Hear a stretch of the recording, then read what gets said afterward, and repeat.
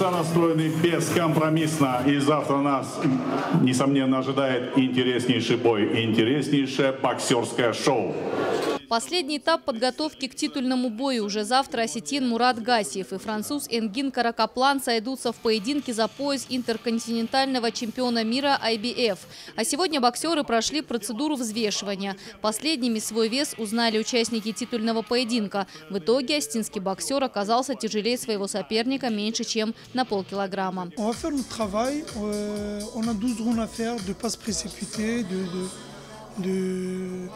De boxer, de toujours rester bien vigilant.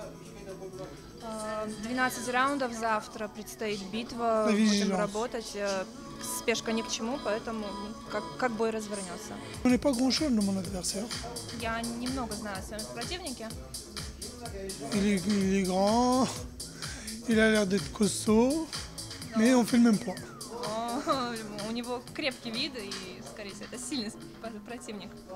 Большой боксерский вечер состоится завтра вечером во дворце спорта «Манеж». Перед титульным боем пройдут еще 6 поединков. Претенденты на почетный пояс чемпиона мира настроены решительно. Мой план – это нокаут, естественно, потому что в каждом бою я выхожу только за нокаутом.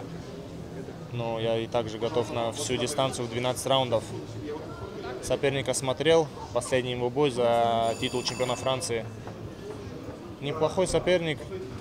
Завтра будет видно, как все сложится. На счету Мурата 12 нокаутов в 18 поединках. В активе его соперника 12 побед в 17 боях. Статистика говорит в пользу Гасиева. Ирон усиленно тренировался под руководством известного американского специалиста Абеля Санчеса. Кроме того, нашему спортсмену должны помочь и родные стены. Хорошая поддержка ему обеспечена. Елена Черенкова, Феликс Макеев, Артем Балатаев, Осетия ТВ.